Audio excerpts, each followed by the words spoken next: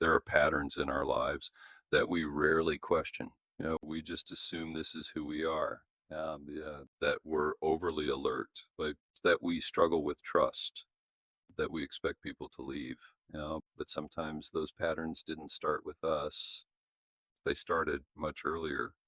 When I was 5 years old, I walked away from my parents in a large shopping mall. I didn't know better.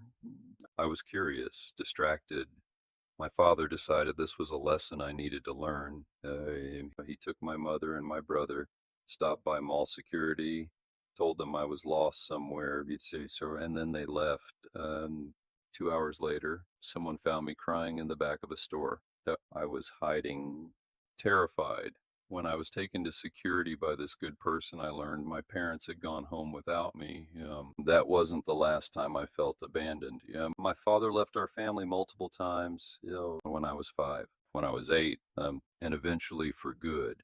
He divorced my mother, abandoning us all. Yeah. Later in life, he told me that he never wanted to adopt children, that he did it for my mother, and that adopting us was part of what ruined the marriage. It says a child doesn't hear complexity, a child hears, I am the problem. Growing up, I was often accused of things I didn't do, judged, never apologized to.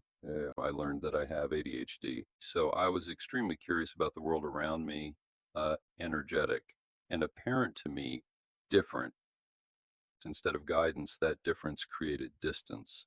Well, I learned to scan rooms, to anticipate disappointment, to brace for rejection. I didn't learn safety. I learned survival. Even in the moments meant to teach strength and confidence, became moments of fear. Fight or flight turned out to be my norm in life. At 10 years old, shortly after watching the movie Jaws, my father threw me off a dock to force me to learn how to swim, just like the Navy did to him at the age of 19 while he was serving during the Korean War. Although without the Jaws movie trauma as a 10-year-old kid, what I learned wasn't confidence. I learned that trust can disappear without warning. And here's the quiet truth. Like I said, these experiences don't stay in childhood. They can end up shaping how we learn, love, and live. They social how we argue, how we handle conflict, see how we see ourselves. Understanding this is not about blame, it's about compassion. Because when you understand where a pattern began, you gain information, and that's something powerful. If we chose to use that power and the new information intentionally, we can heal and find a greater good in our lives. Choice. The choice to respond instead of react, to soften instead of brace, to heal instead of just surviving with the pain. If any of this feels familiar, there is nothing wrong with you. You adapted, and now you're allowed to choose differently. So please understand this trauma is not your fault. So it's the result of life experiences, experiences you did not choose, experiences that most children don't encounter.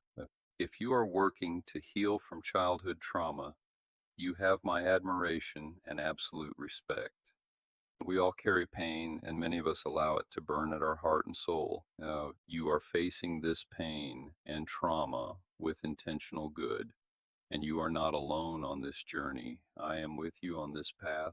I truly hope you find calm and strength on this path. It is a long and slow journey. If you trip, just get back up and start walking again.